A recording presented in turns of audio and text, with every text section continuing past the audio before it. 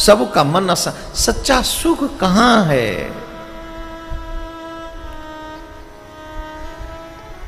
एक युवक ने एक संत से पूछा, अच्छा शांति किस किस को चाहिए?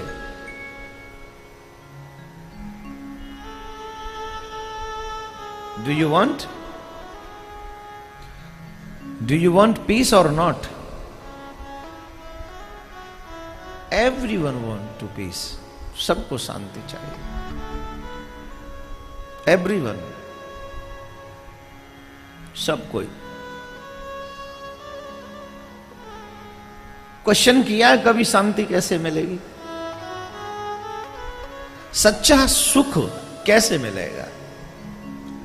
एक युवक ने, एक यंगस्टर ने एक संत से पूछा, महाराज सच्चा सुख कैसे मिलेगा? वो भी कभी न मिटने वाला सच्चा सुख कैसे मिलेगा, जो कभी मिटे ना।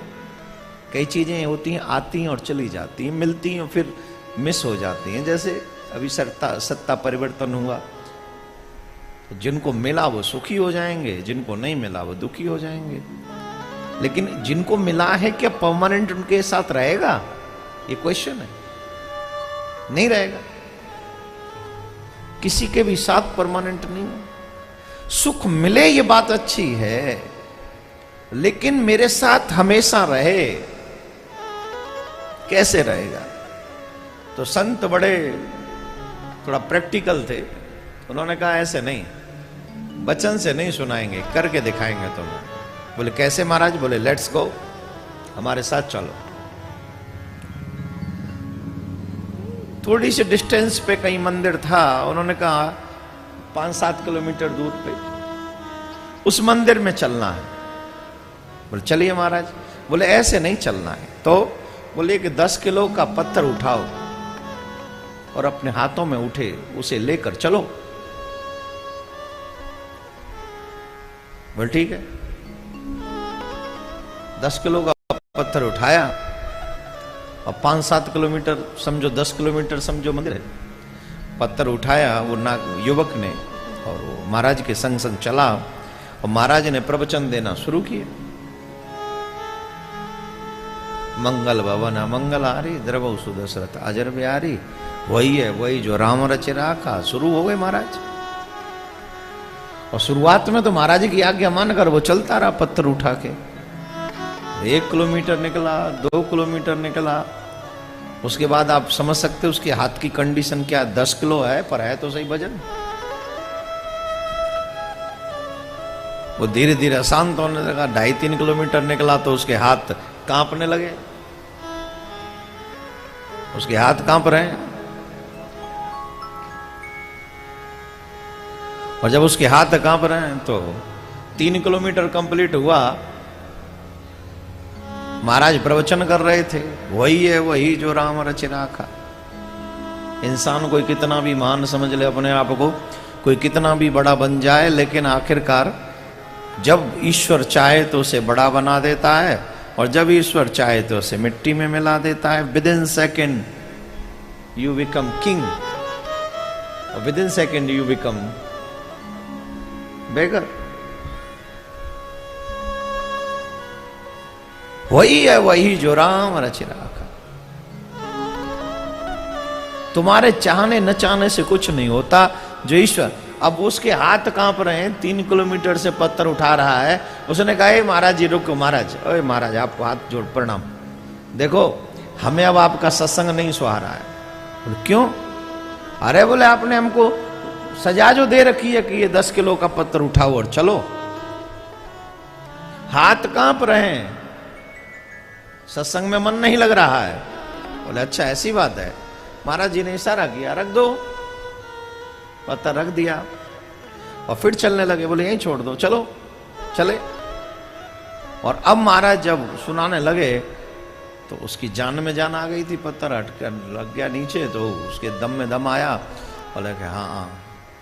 महाराज ने पूछा अब बताओ what do you feel?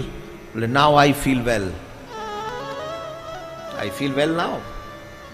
I feel happy now. बोले अब शांति मिल रही है? बोले हाँ मिल रही है। अब अच्छा लग रहा है? बोले बहुत अच्छा लग रहा है। महाराज ने कहा जो सत्संग की बातें मैं तुझे अब सुना रहा हूं वही सत्संग की बातें मैं तुझे पहले सुना रहा था। अब तुझे फील वेल हो रहा है, हैप्पी फील हो रहा है, पहले तुझे फील नहीं हो रहा था। क्यों? वाई? महाराज का दोष नहीं है, महाराज ने तो वही प्रवचन सुना है, सत्संग ही सुना है तुझे। तब भी प्रभु की चर्चा कर रहे थे, अब भी प्रभु की चर्चा कर रहे हैं, लेकिन तब तुझे आनंद शांति नहीं मिल रही थी, अब तुझे शांति मिल रही। वजह यह है कि तब तेरे हाथ में वजन था, तू वजन उठा के चल रहा था, तब तेरा मन उस वजन में लगा हुआ था, सत्संग में नहीं था। और जब तूने वो भार उतार दिया तो अब तेरा जब भार ही नहीं रहा तो तू सुखी हो गया।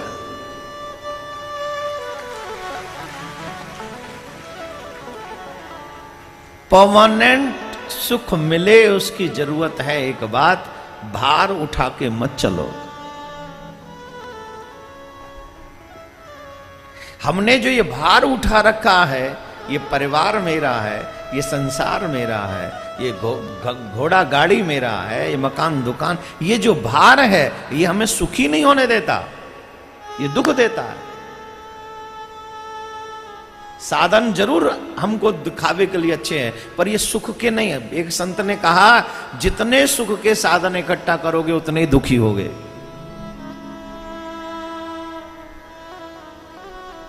क्यों? बोले जब साधन नहीं रहेंगे तब सुखी रहोगे कि दुखी रहोगे? बोलो। एक और एग्जांपल, तुम कहीं जा रहे हो ट्रेन से और तुम्हारे साथ में एक ब्रीफ केस है जिसमें गोल्ड और मनी दोनों ही है, 20-25 लाख रुपया है, और गोल्ड भी है 10-5 किलो। संयोग से ट्रेन का स्टॉपेज बहुत कम था, तुम जल्दी जल्दी में तुम उतर गए, तुम्हारा वो अटैची वो ब्रीफ केस उसी में रह गया। अब ईमानदारी से बताओ, सुखी हो गए कि दुखी हो गए? जोर से बोलो, जोर से बोलो। 25 लाख गए हैं, गोल्ड गया है, घर मकान दुकान अभी भी यही है, जिससे तूने पैसा कमाया वो फैक्ट्री अभी भी वही है, फिर कमा लेगा। पर 25 लाख का दुख क्यों मना रहे हो? अरे बोले साहब 25 लाख कम होते हैं क्या? अच्छा, 25 लाख छूट जाने पर इतनी तकलीफ हुई, और जब वो घर मकान फैक्ट्री दुकान कपड़े लत्ते सब बच्चे परिवार सब छूट जाएगा तब तेरा हाल क्या होगा? अभी तो 25 लाख के लिए और गोल्ड के लिए इतना तू रो रहा है, जिस दिन सब ही लेफ्ट हो जाएगा, one day we will die, nothing will go with us, even single penny, एक चवन्नी आपके साथ नहीं जाएगी। ये बात जानते हो आप? ऐसा नहीं कोई जानता नहीं है, अरे हमने तो पहले पता नहीं। रोज भागवत सुनने वाले लोग फैक्ट्री में जा जाके कमा रहे हैं, नौकरी कर करके कमाना गलत नहीं है, लेकिन भार उठाना कि ये मेरा है ये गलत है, ये दुखी कर रहा है आपको। हमेशा हमेशा सुखी होने के लिए एक उपाय कर लीजिए, वो उपाय यह है कि नथिंग माइन, मेरा कुछ नहीं है, everything he gave me, everything is, ये जितना भी सब कुछ है ये उसका है, मेरा नहीं है। एक अपने ये जो पत्थर वजन उठा रखा है, पहाड़ ले रखा है, हम वो उससे पे ज्यादा 10 किलो का था, हम पे तो पता नहीं मकान का वजन है, गाड़ी का वजन है, बच्चों का वजन है, परिवार का वजन है, रिलेटिव्स का वजन है, समाज का वजन है, कितना वजन उठा रखे हो भाई, और फिर सुखी कहां से होगे? ईमानदारी से बता, होगे सुखी? होगे?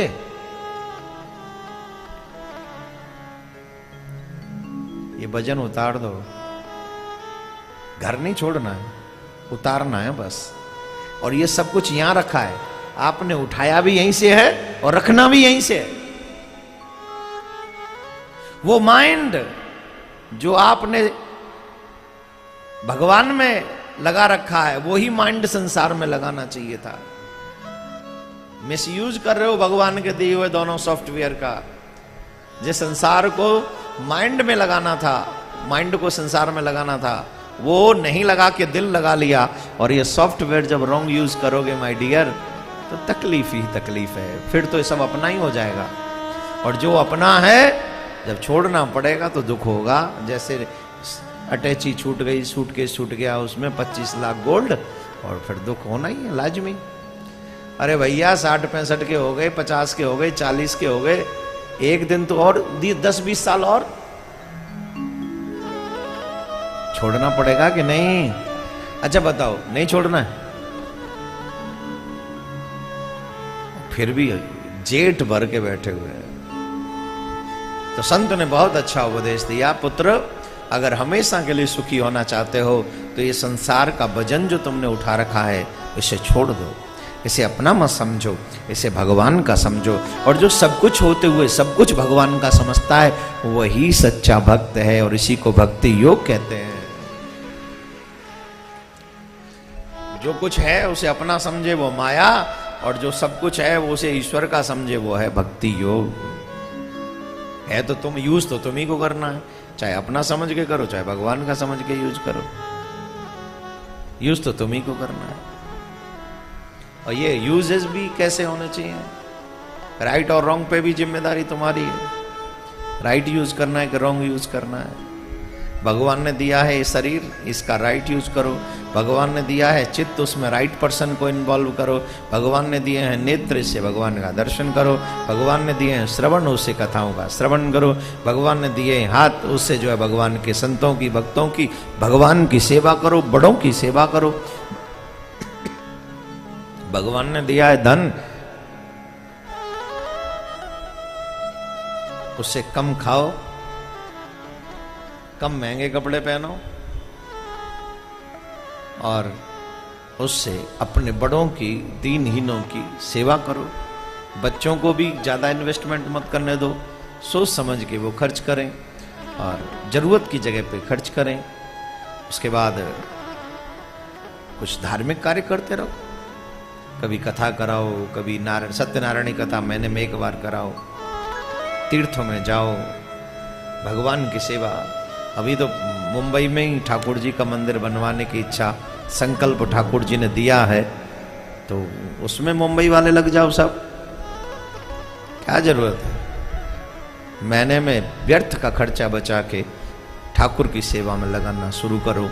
तो यही भक्ति योग है, यही सदुपयोग है, और आपका सदुपयोग, सत्कर्म ही ईश्वर तक आपको लेकर चलते हैं। देवराज इंद्र का अहंकार कल आपने कथा में सुना। देवराज इंद्र को अहंकार है मैं स्वर्ग का राजा हूं। अब ऐसे ये गद्दी बहुत गंदी है, जिसको भी मिल जाए वो अहंकारी हो जाता है। रामायण में अस को नहीं जन्मा जग माही, प्रभुता पाहि जाए मदना। जिसे गद्दी मिले ना वही फिर अकड़ जाता है, और जिसकी छिन जाए वो बेचारा नीचे आ जाता है। भगवान के भक्त को कुछ भी मिल जाए वो अकड़ेगा नहीं, और साधारण प्राणी को थोड़ा भी मिल जाए तो वो सिंपल रहेगा नहीं।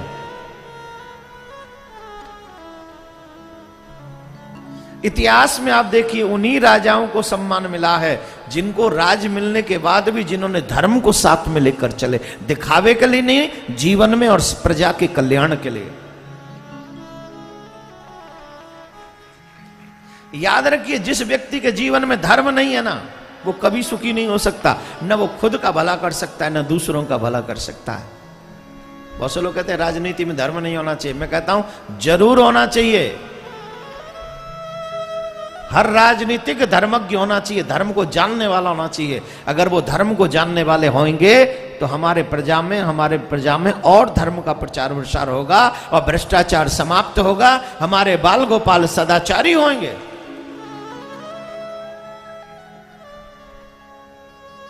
धर्म के बिना राजनीति है तभी तो यह हाल है। हमारी बहन बेटियां सुरक्षित नहीं, बुजुर्ग सुरक्षित नहीं, और हमारे घरों में कितनी चोरी होती हैं, शहरों में कितना करप्शन है, शहरों में कितना क्राइम बढ़ गया है। धर्म के बिना ही तो ये दुर्दशा है।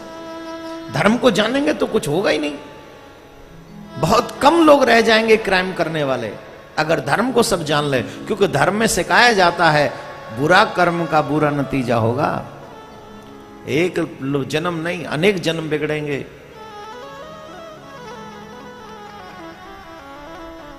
इसलिए आप सबसे मेरा आग्रह है, राजनेताओं की बात तो नहीं करेंगे क्योंकि अब समय बदल रहा है, पर आपसे जरूर करेंगे, कुछ भी भगवान दे अहंकारी मत बनना, अभिमानी मत बनना। ठाकुर जो दे उसे ठाकुर का प्रसाद समझ के ही एक्सेप्ट करना और अपने बच्चों को धर्मात्मा बनाना, क्योंकि बच्चे धर्मात्मा बनेंगे तभी तुम्हारी बुढ़ापे में सेवा करेंगे। और अगर बच्चे धर्मात्मा नहीं बने तो बुढ़ापे में तुमको रोना पड़ेगा। धर्म ही तो सिखाता है बच्चों को, बड़ों की सेवा करो, और आपको ये सिखाना पड़ेगा अपने बच्चों को, जरूर से सिखाना पड़ेगा।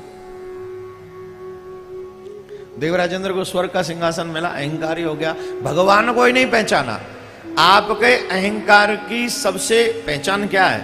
जब आपको कुछ मिले तो आपको कैसे लगेगा कि आप अहंकारी हो गए? ये लगेगा कि जो सम्मानीय लोग हैं आप उनका अपमान करने लगोगे, उनको अपशब्द बोलने लगोगे, उनके साथ दुर्व्यवहार करने लगोगे। और जब आप अपने सम्मानीय लोगों के साथ दुर्व्यवहार करने लगे तो वहीं से आपके पतन का रास्ता शुरू हो जाता है। समझ लेना कि अब हमारा पत्ता साफ है। ताली नहीं बजाओगे?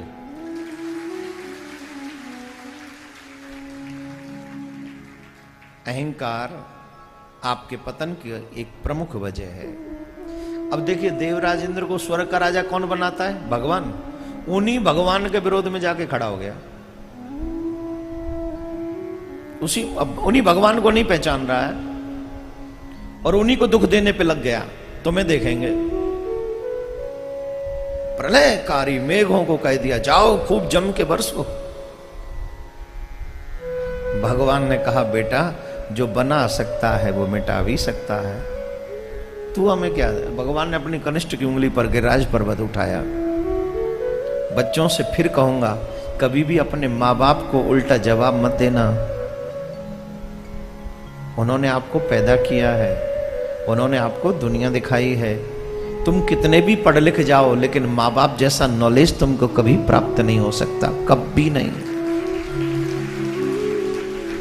तुम बुक का ज्ञान तो ले सकते हो पर जीवन का ज्ञान तुम्हारे माँ बाप के पास है, तुम पे नहीं है। कभी भी अपने माँ बाप की बात को इग्नोर मत करना, क्योंकि माँ बाप कहते ही वो हैं जिसमें तुम्हारा हित छिपा है।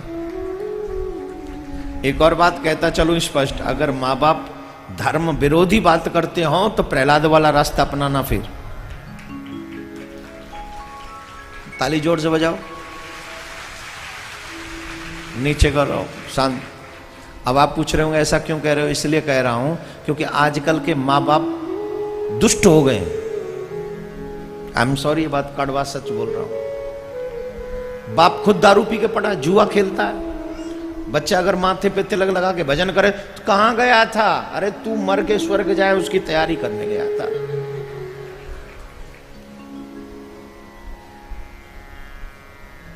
माँ बाप अगर पथ भ्रष्ट हों तो बच्चों को क्या करना चाहिए? क्या वो भी पथ भ्रष्ट हों? कितने माँ बाप आपको मुंबई में मिल जाएंगे जो अपने बच्चों को जानबूझकर गलत रास्ते पर ले जा रहे हैं। दो चारों को तो मैं जानता हूं, मैं खुद जानता हूं। दो चारों को अपने बच्चों के साथ बैठ के दारू पीते, मदिरा पीते। ऐसे बाप को पाके तो उससे तो बढ़िया है अनाथ रहे आदमी।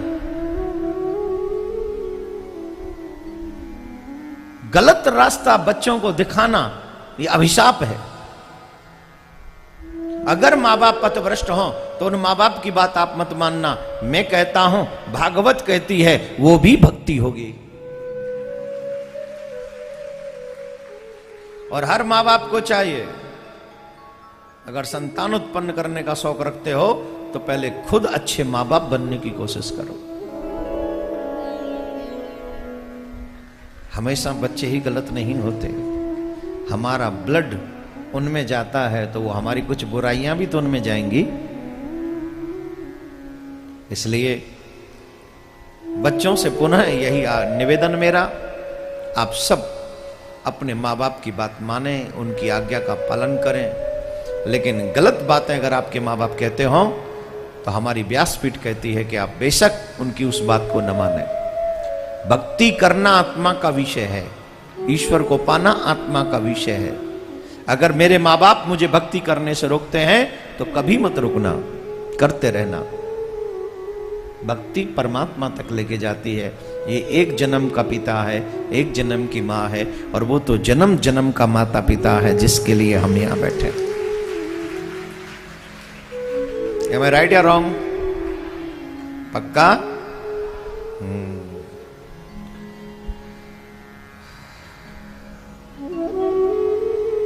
देवराज इंद्र 7 दिन तक घनघोर वर्षा करते रहे। आखिरकार गुरुजी ने कहा, जानते भी हो ये कौन है? जिन्होंने तुमको इंद्र बनाया है वो वही है। गलती कर रहे हो, जाके क्षमा मांगो। तब भगवान के समीप गए और भगवान से क्षमा याचना करने लगे। और जब ब्रज में पहुंचे, भगवान से क्षमा मांगी तो विदिन सेकंड भगवान ने उनको क्षमा भी कर दिया। भगवान का स्वभाव बड़ा दयालु स्वभाव है, बहुत दयालु स्वभाव है। दुनिया के साथ कितना भी अच्छा कर लो, कितना भी अच्छा कर लो, एक बार कोई बुरी बात कह दो तो दुनिया आपकी दुश्मन हो जाएगी और आपको अपना शत्रु मान लेगी। लेकिन भगवान के साथ पूरे जन्म जन्मांतर तक हम भगवान को भूले हुए हैं। सिर्फ एक बार प्रेम से भगवान को याद करके कह दो, हे प्रभु हमसे गलती हो गई, हम आपके हैं, तो भगवान सभी अपराधों को भुलाकर सिर्फ तेरी शरणागति को स्वीकार करते हैं। कितना मेरे ठाकुर का दयालु स्वभाव है, कितना मेरे गोविंद हम पर दया करते हैं। फिर भी ये जीव भटका हुआ है, समझता नहीं है। भगवान ने एक क्षण में इंद्र को क्षमा कर दिया। और इंद्र ने कहा, प्रभु अब तो हमें ब्रज में ही कहीं वास दे दो, क्योंकि इंद्र बनकर तो अहंकार उत्पन्न हो जाता है और ऐसा अहंकार हमको नहीं चाहिए। भगवान कहते हैं चिंता मत कीजिए, आप जाइए, इंद्रासन संभालिए। ठाकुर जी इंद्र पर गुस्सा नहीं हुए, प्रसन्न हुए। प्रसन्न क्यों हुए? क्योंकि इंद्र के इस प्रयास से जिन ब्रजवासियों ने आज तक कृष्ण के दर्शन नहीं किए थे, वो प्रलयकारी मेघों से भयभीत होकर गिरिराज पर्वत के नीचे आ गए और उन्होंने कृष्ण भगवान का दर्शन किया। और जैसे दर्शन किया तो उन्हें पता चला कि कृष्ण कौन है।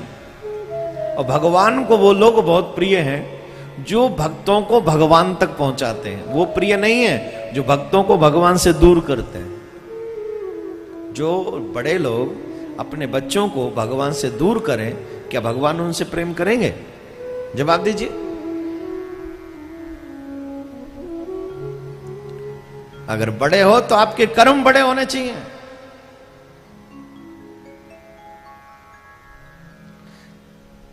कितना कहें, समझदार के लिए तो इशारा काफी है।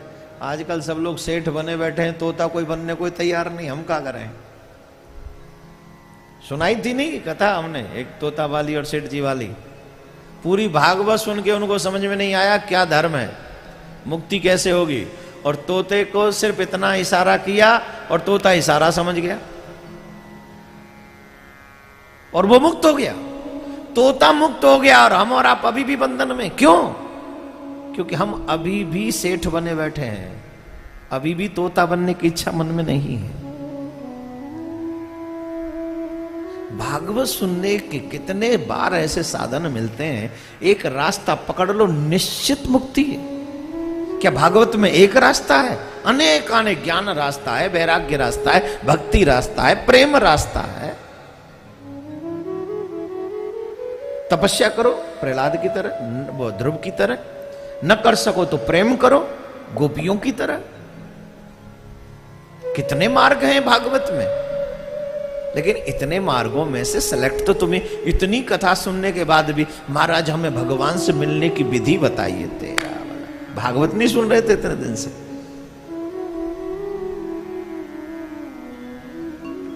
इतने भक्तों की कथा सुनकर जो प्रसंग अच्छा लगे, जो भक्त का चरित्र अच्छा लगे, वैसे बन जाओ, वैसा कर गुजरो।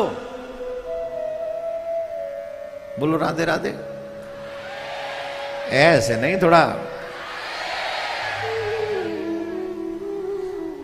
तो इंद्र के प्रयास से सब ब्रजवासी मिले, और जिन ब्रजवासियों ने कृष्ण का दर्शन नहीं किया था अब तक, उनको भी दर्शन हुए। इसलिए देवराज इंद्र से भगवान कुपित नहीं हुए। परिश्रम कितना किया, 7 दिन तक अपनी कनिष्ठ की उंगली पर गिरिराज पर्वत उठा के रखा, फिर भी भगवान क्रोधित नहीं हुए, बिल्कुल भी नहीं। प्रसन्न हो गए, क्योंकि तुम्हारे इस प्रयास से तमाम भक्त मेरे पास आ गए।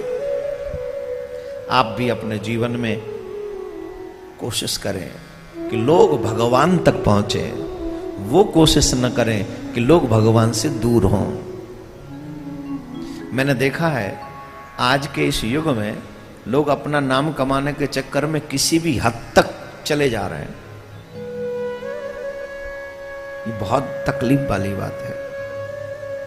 आप सबसे मैं बार बार निवेदन करूंगा, बी पॉजिटिव।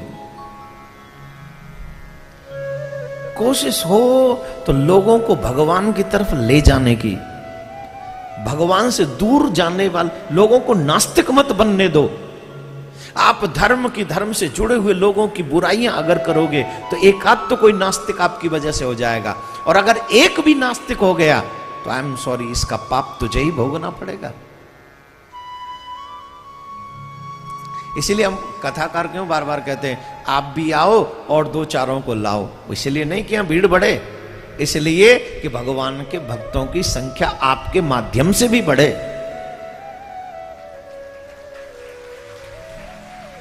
आप भी आओ, औरों को भी लाओ, भक्तों को लाओ, औरों को लाओ, जिसने कभी कथा नहीं सुनी उसको भी सुनवाओ। तुम्हें तुम्हारी कथा का तो लाभ मिलता ही है, साथ में जो और लोग भी कथा सुनते हैं उनका भी कुछ अंश आपको मिलता है। जो अभी कथा टीवी पे सुन रहे हैं, बहुत डटे हुए हैं अपने अपने बेडों पर, सोफों पर, ऑफिसों में, कल और परसों अगर वक्त मिले तो आ जाइएगा। कल संपूर्ण भागवत का लाभ मिलेगा, और परसों राम मंदिर निर्माण की प्रार्थना के लिए शांति पद यात्रा करेंगे। आप सबसे मेरा निवेदन है, कम से कम जो टीवी पे सुन रहे हैं वो, यहां सुन रहे हैं वो, कम से कम 100 लोगों को इन्फॉर्म कीजिए। और आज आस्था चैनल के माध्यम से देश की सभी पार्टियों से मैं निवेदन कर रहा हूं, आह्वान कर रहा हूं, सभी पार्टियों से आह्वान कर रहा हूं। जैसे आप लोग SC/ST एक्ट में एक स्वर में सबने हाँ भरी थी, वैसे ही राम मंदिर के लिए अध्यादेश आप एक स्वर में लेकर आइए, और राम मंदिर पर अध्यादेश लाकर राम मंदिर बनाने का मार्ग प्रशस्त कीजिए। सभी देश की सभी पार्टियों से निवेदन कर रहा हूं। और परसों यहां पर राम मंदिर निर्माण के लिए जो यात्रा निकलेगी, मैं फिर कह रहा हूं, देश की सभी पार्टियों का आह्वान कर रहा हूं, आइए आप इस यात्रा में, जो आए सबका स्वागत है। हर पार्टी, बीजेपी, कांग्रेस, सपा, बसपा, शिवसेना और हमारे नवनिर्माण पार्टी, जितने भी हैं, जितनी भी देश में पार्टी है, एनसीपी, जितनी भी देश में है, मैं सबका आह्वान कर रहा हूं, आप आइए। और राम मंदिर के लिए जो यात्रा निकल रही है, इसमें आप पूरे देशवासियों को बताइए कि हम राम मंदिर निर्माण के पक्ष में हैं, राम मंदिर बनना चाहिए। कौन कौन आएगा? आप लोग आएंगे कि नहीं? जो आएंगे हाथ उठाइए ऊंचा।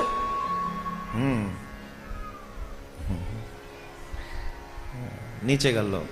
उस दिन थोड़ा टाइम भी चेंज रहेगा, 2 बजे एग्जैक्ट कथा शुरू हो जाएगी, तो सीधा ब्रेकफास्ट करके पहुंच जाइएगा यहाँ। और उस दिन भजनों का भी आनंद लेंगे और थोड़े प्रवचनों का आनंद लेंगे, 14 तारीख को, परसों। बोलो राधे राधे। जोर से बोलना पड़ेगा। देवराज इंद्र के मान को मर्दन किया मेरे प्रभु ने। उसके बाद और अनेक लीला, एक दिन वरुण भगवान के वरुण लोक में भी गए भगवान श्री कृष्ण, उनका भी आतिथ्य स्वीकार किया। रास पंचाध्यायी प्रारंभ करेंगे, बड़े प्रेम से रास पंचाध्यायी में आप अपना मन लगाएं।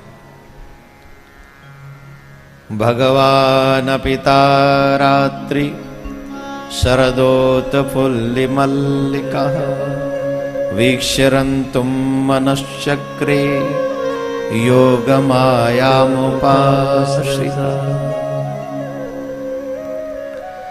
रासलीला का प्रारंभ, इस महारास लीला का मतलब ये काम युक्त नहीं है, ये संसारिक लीला नहीं है, ये लीला काम विजय के लिए की गई है।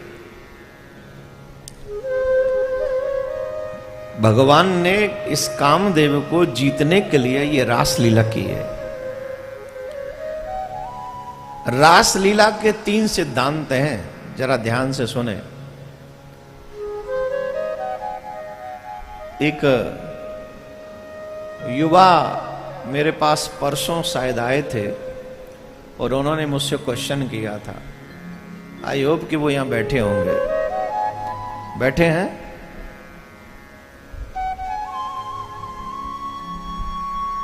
बैठे हैं तो हाथ उठा दें जरा। Thank you. बैठे हैं, आए हैं। तो उन्होंने माया के संदर्भ में और रास के संदर्भ में, युवा कोई क्वेश्चन करे भगवान संबंध तो समझो हमारा धर्म युवा हो रहा है।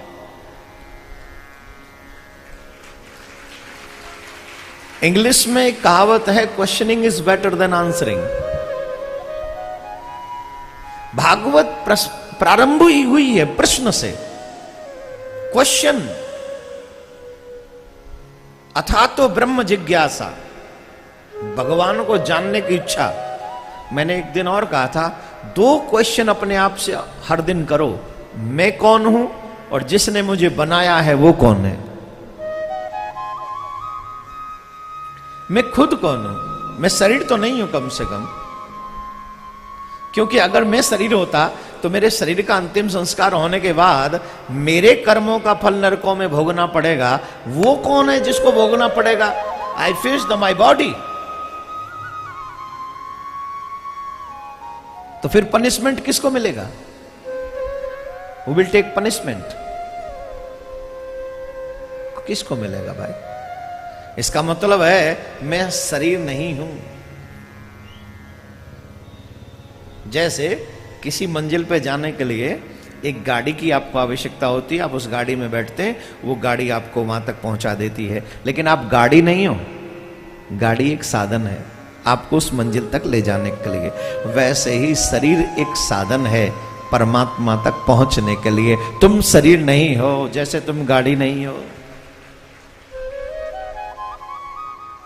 Understand my dear? तुम गाड़ी हो क्या? तो तुम शरीर नहीं हो। शरीर एक साधन है और जीव शरीर समझ के अपने आप को भोगता रहता है, आनंद लेता रहता है, डूब मरता है। फिर तो शरीर सब तक समझोगे दुखी रहोगे, आत्मा जब समझ जाओगे तो आनंद आ जाएगा। तो रास, इस रास को समझे। रास 3 प्रकार के होते हैं, रास, नित्य रास, महारास। Questioning is better. मैंने कहा, उस बच्चे ने क्वेश्चन किया, मुझे बहुत अच्छा लगा। यंग बच्चे जब भगवान के संबंध में कोई क्वेश्चन, लेकिन एक और बात ध्यान रखें, प्रश्न भी विनम्रता से करें और प्रश्न वही करें जिसके विषय में आप वाकई जानना चाहते हैं। प्रश्न वो ना हो कि आप अपने ज्ञान के चक्कर में दूसरे को नीचा दिखाना चाहते हो, वो क्वेश्चनिंग नहीं है। इसका मतलब आप निर्णय करके आए हो कि आप उनको नीचा दिखाना चाहते हो। और आजकल ऐसे ही प्रश्न होते हैं, सामने वाले की परीक्षा के लिए क्वेश्चन होते हैं। क्वेश्चन हो विनम्रता से, ईश्वर को जानने के लिए, वो एक अलग ही अंदाज होता है। तो आंसर आज इस रास के माध्यम से मैं इस बाल गोपाल को दूंगा। इसने मेरे को पूछा कि भैया ने कि आप ये बताइए, तो हमने कहा कथा के माध्यम से ही देंगे तो ज्यादा अच्छा रहेगा, तुम्हारे प्रश्न का आंसर बहुत लोगों को मिल जाएगा। पहले तो समझिए रास, रास 3 प्रकार के हैं, रास, नित्य रास और महारास। ईश्वर जो भी करते हैं वो अपने लिए नहीं करते हैं, वो दूसरों के लिए करते हैं। गोपियां चाहती थी, कामदेव चाहता था, इसलिए भगवान ने महारास किया गोपियों की मनोकामना पूर्ण करने के लिए। रास लीला के 3 सिद्धांत हैं। इसमें गोपी का शरीर के साथ कुछ लेना देना नहीं है, ध्यान से सुने। इसमें गोपी के शरीर के साथ कुछ भी लेना देना नहीं है। दूसरा, इसमें लौकिक काम नहीं है। तीसरा, यह साधारण स्त्री पुरुष की लीला नहीं है।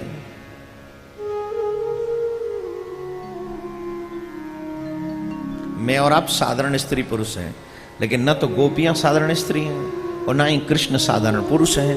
लौकिक दृष्टि से भी देखा जाए तो कृष्ण की आयु 6.5-7 साल है महाराज के समय। तो 6.5-7 साल का बच्चा पति पत्नी के संबंध के विषय में कुछ नहीं जानता, जानता है? उसे बेचारे को कोई लेना देना नहीं इन संबंधों का। उसको तो ना स्त्री अंतर भी नहीं पता उसे कि स्त्री पुरुष का मतलब क्या है। तो जिसे अंतर नहीं पता तो उसमें वासना आएगी कहां से? तो ये वासना रहित है, कामना रहित है। हां, तो फिर इतनी गोपियों के साथ उन्होंने रास क्यों किया, नृत्य क्यों किया, उनकी इच्छा को पूरा कैसे किया? बोले इसीलिए किया क्योंकि वो भगवान है, साधारण है ही नहीं।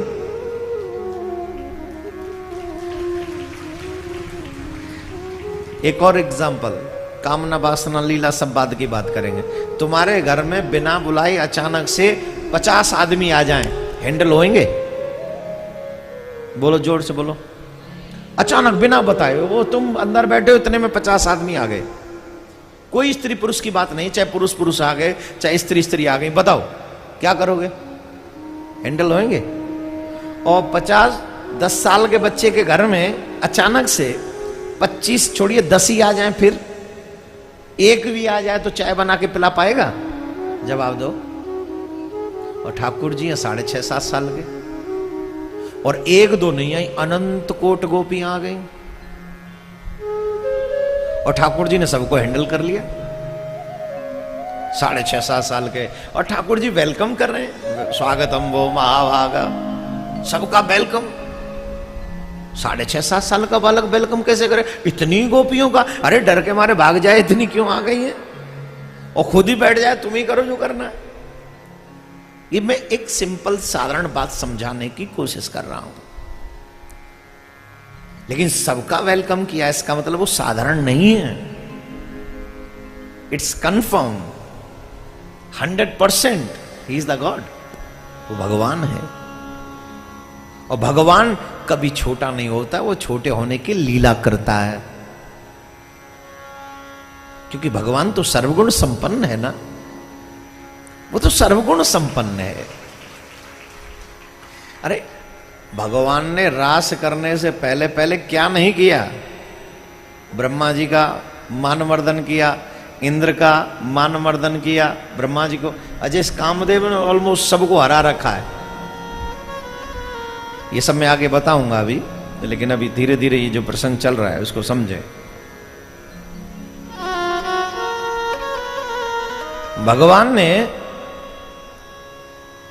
ये रास किया क्यों, ये महारास किया क्यों? शुद्ध जीवात्मा का ब्रह्मा के साथ विलास ही रास है। शुद्ध आत्मा का परमात्मा के साथ विलास ही रास है।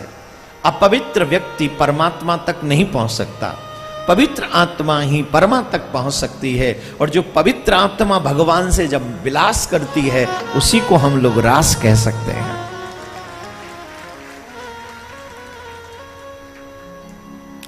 शुद्ध जीव का अर्थ है माया के आवरण से रहित जीव, जिस पर माया प्रभावशील नहीं है। बच्चे से ध्यान दो, कहूंगा कि ध्यान दे। शुद्ध जीव का अर्थ है माया के आवरण से रहित जीव।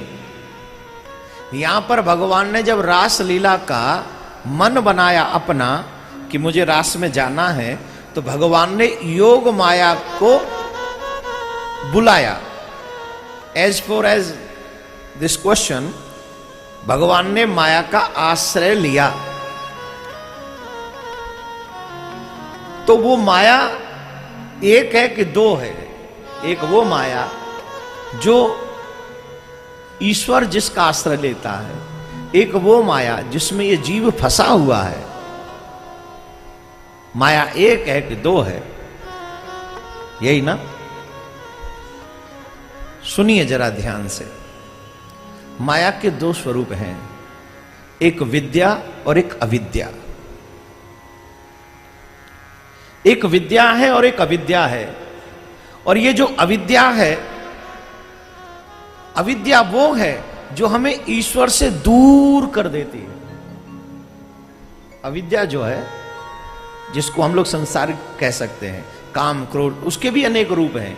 काम क्रोध ईर्ष्या लोभ मोह उसमें समाई जाएगी। तो वो जो अविद्या है वो हमें ईश्वर से दूर करती है। और एक है विद्या, सतोगुणी माया, जो हमें ईश्वर की तरफ प्रेरित करती है, वो हमें ईश्वर की तरफ लेकर चली जाती है। वो सतोगुणी माया जिसको भगवान अपने लीला में भी, वैसे तो भगवान की कई माया हैं, कहते हैं कि 3 पत्नी हैं, लीला देवी, भूदेवी और श्रीदेवी। श्रीदेवी लक्ष्मी, भूदेवी पृथ्वी मां और लीला देवी जो भगवान की लीलाओं में सहयोग करती है। वो ये माया है जो भगवान की लीलाओं में सहयोग करती है। भगवान ने रास करने से पहले उसी विद्या को, उसी माया को, योग माया को बुलाया वहां पर कि मैं रास करने जा रहा हूं, बताओ तुम मेरी सहायता क्या करोगी। तो उन्होंने बहुत सारी सहायताओं की बातें की, लेकिन प्रमुख बात मैं आपको बता दूं यहां पर कि भगवान के लिए उस योग माया ने कहा, हे प्रभु, जिस समय आप रास करेंगे तो समस्त ब्रह्मांड ब्रजमंडल की गोपियां आपके समीप आ जाएंगी। तो जब समस्त ब्रज गोपियां आपके यहां आ जाएंगी तो घर वाले तो ढूंढेंगे कि नहीं कि कहां गई, और ढूंढते ढूंढते यहां आ गए तो रास भंग हो जाएगा, अपनी अपनी को लेके चलते बनेंगे। और ये रास 1-2 दिन का विषय नहीं है, 1-2 घंटे का विषय नहीं है, पूरे 6 महीने तक नित्य निरंतर ये रास चला। 6 महीने तक ये जो वृंदावन की रात्रि, उस दिन शरद पूर्णिमा की रात्रि हुई, ये भी योग माया ने की। जिस योग माया का आश्रय सतोगुणी जो योग माया है, जिसको हम लीला देवी कह सकते, वो लीला में सहयोग करती है भगवान के।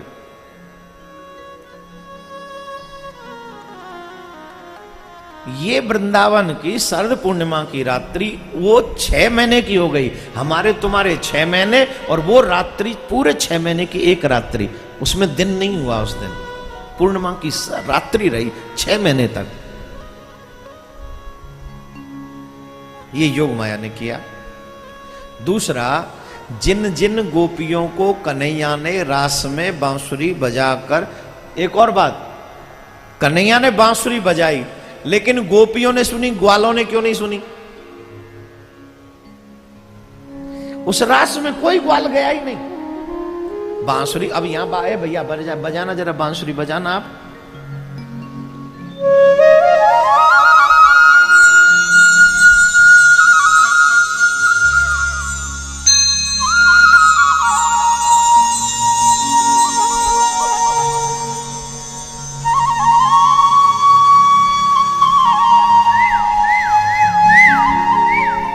अच्छा, यहां जितने पुरुष बैठे हैं उन्होंने ये बांसुरी सुनी कि नहीं सुनी?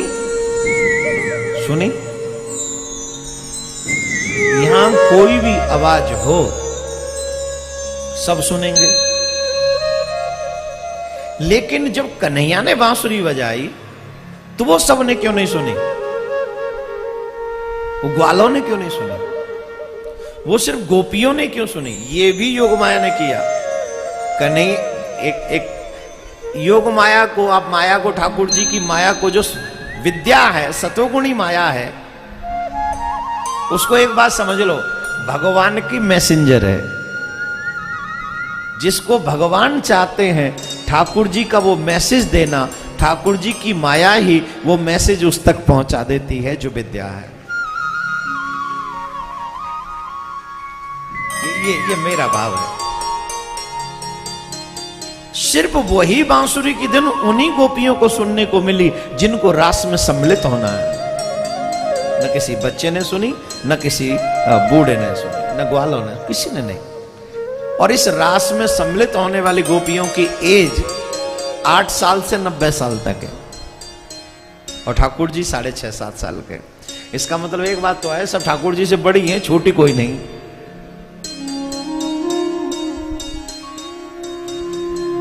राधे राधे बोलना पड़ेगा, ऐसे नहीं।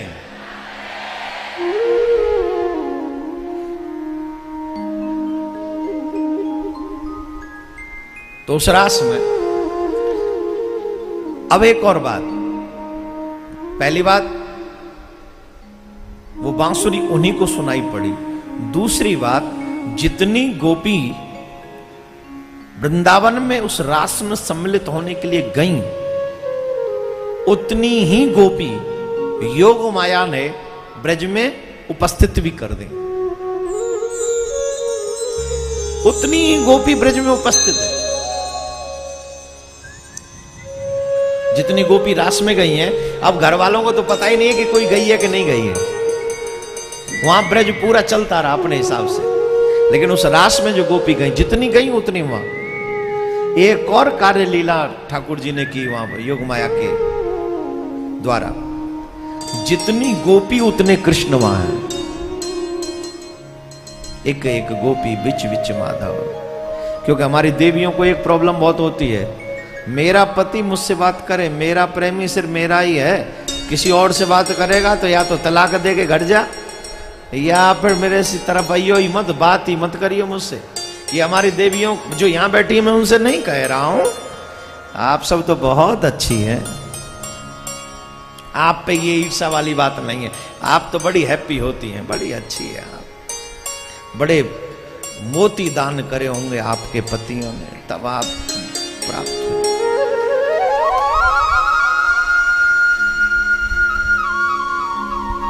देवियां यहां की हो या वहां की, सब देवियां प्रेम में बंटवारा नहीं करती, चाहे वो देवियां ही क्यों ना हो, भगवान के यहाँ की।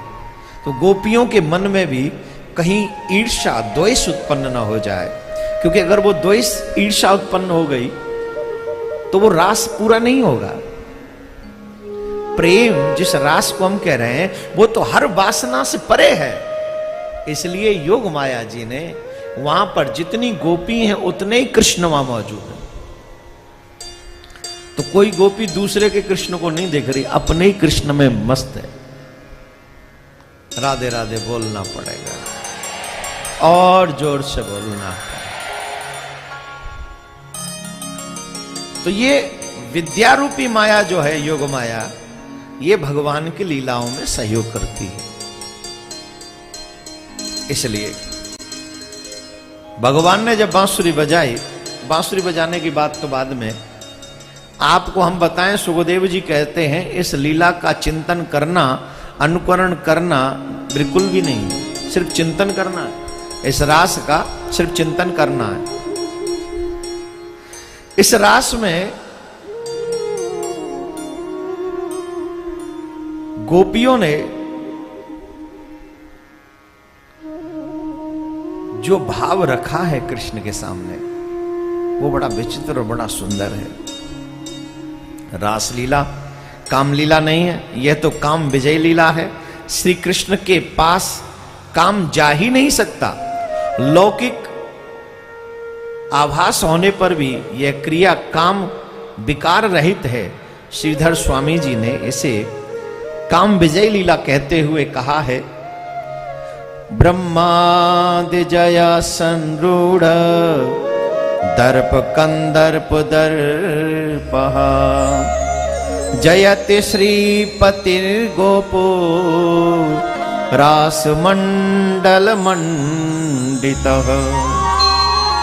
श्री कृष्ण कोई सामान्य देव नहीं है, साक्षात परमात्मा है। उन्होंने अपनी लीलाओं के द्वारा देवों का पराभव किया है, देवताओं का पराभव उन्होंने किया है। वत्स लीला करके ब्रह्मा जी के गर्भ का खंड, उनके गर्भ को नष्ट किया है। ब्रह्मा जी को भी अभिमान था, बताइए, सृष्टि के रचयिता ब्रह्मा जी को अभिमान है। बोले मैं सृष्टि रचयिता हूं। भगवान बोले हम भी तुम्हें रचते हैं, हम ही ने तुम्हारा निर्माण किया है। बोले नहीं महाराज, मुझसे बड़ा कोई नहीं है। बोले ठीक है। तो ब्रह्मा जी से वत्स गाय बछड़ा चोरी करवा लिए, और ब्रह्मा जी जिस सृष्टि की रचना करते उसमें पंचभूत इन्वॉल्व होते हैं। पंचभूतों से ही बनी है ये शरीर। चित जल पावक गगन समीरा, पंच रचित यह अधम शरीरा। और जब भगवान की लीला में से आके ब्रह्मा जी ने ग्वाल बछड़ा चोरी किए, तो भगवान ने सिर्फ संकल्प मात्र से उतने ग्वाल और उतने बछड़ा पैदा कर लिए। तो उनके मान का मर्दन किया। बोले तुम इन पांचों के बगैर सृष्टि नहीं बना सकते, हम सिर्फ संकल्प मात्र से सृष्टि बना सकते हैं। तो भगवान ने ब्रह्मा जी का भी मान जो है वो खंडित किया है। और वरुण देव का भी पराभव किया भगवान ने। ब्रह्मादि देवों की पराजय हुई तो कंदर्प कामदेव को अभिमान जाग उठा। कामदेव को लगा कि ये तो सब कृष्ण के द्वारा हारे हुए हैं, तो अब तो सबसे बड़ा भगवान मैं ही हूं। तो जट कामदेव भगवान के पास में पहुंचा, और जब कामदेव भगवान के पास पहुंचा तो कामदेव ने कहा कि मैं आपसे युद्ध करना चाहता हूं। भगवान बोले बाल गोपाल रूप में तो थे ही, बांसुरी बजा रहे थे, पीली पीतांबर धारण की हुई थी, अधरों पर मुरली विराजमान, मोर पंख ठाकुर जी ने मुकुट में धारण कर रखी थी, मंद मंद मुस्कुरा रहे थे। ठाकुर जी ने पूछे भैया क्या कह रहे हो? बोले हम आपसे युद्ध करना चाहते हैं। बोले युद्ध करोगे हमसे? क्यों? हम तो भैया गैया चराए वो जाने, हम पे तो युद्ध कर वो आवे ही नहीं। अरे बोले महाराज हम आपसे युद्ध करना चाहते हैं। देखो आप हमसे युद्ध करो, अगर हमने आपको हरा दिया तो हम भगवान, आपने हमको हरा दिया तो आप भगवान। बोले भाई हराने की बात है तो इसमें तो कोई बड़ी बात नहीं है, तुमको तो बाबा भोलेनाथ पहले ही हरा चुके हैं, तुमको जला दिया था। अरे बोले हमसे मिस्टेक हो गई थी। क्या मिस्टेक हो गई? अरे बोले जब वो तपस्या कर रहे थे तो हम उस समय चले गए, और वो ज्योतिर्ब्रह्म का उपासना कर रहे थे तो हमको जला दिया। ये कोई बड़ी बात नहीं है, फिर हमने भी तो मोहनी के पीछे उनको दीवाना किया। अच्छा बोले तुम राम अवतार में भी आए थे, हमने तुमको तब भी हराया। बोले महाराज वो तो कोई बड़ी बात नहीं है, आपने इतने नियम साधन कर रखे थे, अपनी स्त्री को छोड़कर दूसरे की तरफ नजरें ही नहीं उठाएंगे, तो साधन करोगे जब संयम रखोगे तो हमको हरा दिया आपने, कोई बड़ी बात। याद रखें काम को हराने के लिए एक ही काम आपको करना है। काम को अगर राम हरा सकते हैं तो काम को हर इंसान भी हरा सकता है। राम के बताए हुए मार्ग पर अगर हम चलें तो हम सब काम को हरा सकते हैं, और काम को हराना बहुत इजी है तब जब राम की तरह हम संयमी हो जाएं। देखो कितनी अच्छी ताली आपने बजाई है, वाह। काम को हराना कठिन नहीं है, संयमी। संयमी कैसे? मर्यादा में रहो, मर्यादा का खंडन मत करो। भगवान श्री राम ने प्रत्यक्ष की तो बात छोड़ो, मन की तो बात छोड़ो, स्वप्न में भी कभी पराई स्त्री को नजरें उठाकर नहीं देखा, स्वप्न में भी। चाहे सीता जी से पहले चाहे सीता जी के बाद। विवाह होने से पहले भी नहीं देखा किसी को, और विवाह होने के बाद तो मतलब ही नहीं, कभी नहीं। स्वप्न में भी पराई स्त्री का उन्होंने ऐसा भाव मन में नहीं आया। और ऐसा नहीं कामदेव नहीं गया, खूब गया, पुष्प वाटिका में चला गया। उसके बाद सूर्पणखा के रूप में आया। सूर्पणखा ने आए ना, रूप बना के आई, बढ़िया सुंदर बना के हैं। भगवान अपनी पत्नी को ही देख रहे हैं, बात सूर्पणखा से कर रहे हैं। ए जितने भी बैठे हैं जींस पैंट वालों, जब भी कहीं जाया करो अपनी पत्नी के साथ में जाया करो। कोई भाभी जी से हाय हेलो भी करनी हो तो देखो सिर्फ अपनी पत्नी को। सूर्पणखा से बात कर रहे हैं राम जी। सूर्पणखा कह रही है तुम सम पुरुष नमो सम नारी। बहुत ये जो प्रेम के चक्कर में रहते हैं, झूठ बहुत बोलते हैं, बटरिंग करते एक दूसरे की। Wow you are looking very beautiful, you are looking handsome. Actually उसे अपना मतलब निकलवाना है, तब तुम ब्यूटीफुल और हैंडसम हो। निखालस कोई काला हो और उसे भी कोई हैंडसम कह दे तो सिर्फ झूठ है कि नहीं। मैं तुम्हारे लिए आकाश के चांद तारे तोड़ लाऊं, अपना शरीर तो देख, जोर से हवा चल जाए तो उड़ जाएगा, तू चांद तारे तोड़ेगा। झूठे होता है, लोग प्रेम में थोड़ा बटरिंग करने में थोड़ा बहुत एक्सपर्ट, बहुत झूठ बोल जाते हैं। नहीं बोलना है, याद रखें। सूर्पणखा कह रही तुम सम पुरुष नमो सम नारी, और बाद में कह रही बड़ी सुंदर बन के गई थी, बहुत सुंदर। ये पहले लोग जो थे बड़े तपस्या इत्यादि करके शक्तियां अर्जित कर लेते थे, और शक्तियां अर्जित करके वो अपने हिसाब से रूप बदल सकते थे। जब चाहे फेटी हो जाए, जब चाहे स्लिम हो जाए, जब चाहे ब्लैक हो जाए, जब चाहे वो गोरे हो जाए, बड़े उनकी पावर थी, रूप बदल लेते थे वो। चाहे सूर्पणखा को लो, चाहे ताड़का क्या नाम है पूतना को लो, दोनों का है ये चरित्र। लेकिन कितनी भी सुंदर बन के सूर्पणखा आई क्यों ना हो, राम जी ने उसकी तरफ नजरें उठा के देखा ही नहीं। ये तो मैं राम जी की बात कर रहा हूं। और आज के इंसान के संयम की बात करो, थोड़ी सी छम छम की आवाज सुन ले, भोजन कर रहा हो और कहीं से छम छम की आवाज सुन ले तो उधर उसका नजर घूमेगा ही। कौन है उधर? तुम यहां भोजन दे रही हो, उधर कौन है? बोले हमारी छोटी बहन। बहन आई, बताया नहीं तुमने? तुरंत देखेगा उधर। अरे मैं तो मजाक कर रही हूं, मैंने तो बिल्ली के गले में घंटी बांधी थी, मैं तो तेरे निहत का पता कर रही थी। वही बहन नहीं है, घंटी बांधी बिल्ली के। सोचो, जिसकी छम छम की आवाज सुनकर जिसका नजर घूम जाता हो, ये कृष्ण को जानने की कैसे बात कर सकते? कृष्णात् परम किमपि तत्त्वम् अहं न जाने। उस कृष्ण को समझना जानना इट्स नॉट इजी, क्योंकि हमारा लेवल एक दो क्लास में पढ़ने वाले को एमबीए की बुक्स दे दी जाए, कैसे पढ़ेगा वो? एक लेवल होता है। हमको अभी ग्रस्त समझ में नहीं आया, हमको अपना जीवन समझ में नहीं आया, हम कृष्ण को कैसे समझ सकते हैं? जिस कृष्ण को बड़े बड़े देव शेष सारद नारद ब्रह्मा इत्यादि नहीं समझ सके, हम कैसे समझे? इजी जॉब नहीं है माय डियर। हाँ, संतन के संग बैठ जाओ तो कुछ समझ में जरूर आएगा। संतों के संग बैठो, जरूर कुछ न कुछ समझ में आएगा, ये मेरा वादा है आपसे। तो मेरे भैया, भगवान ने कहा राम रूप में, बोले तब तो आप मर्यादा पुरुषोत्तम थे। एक नारी का व्रत आपने रखा हुआ था। एक नारी का व्रत अगर कोई भी रख ले, संयमी हो, तो राम भगवान को हरा सकते हैं, राम जो है काम को हरा सकते हैं, और वैसे ही कोई इंसान भी कामदेव को हरा सकता है, संयमी हो तब। तो भगवान बोले अब क्यों आए हो हमारे पास? बोले महाराज अब तो आपने कोई व्रत नहीं ले रखा, अब तो हम देखते हैं रात दिन आप गोपियों के मध्य में लीला करते हो, रास करते हो, माखन चुराते हो, तो यहां आपको हराना आसान है। हिमालय की कंदराओं में जाकर माला जपना और ब्रह्मचारी बने रहना बहुत आसान है।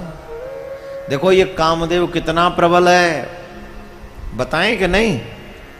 सूखे पत्ते खाकर भजन करने वाले ऋषि मुनियों को भी ये काम सताता है। सूखे पत्ते।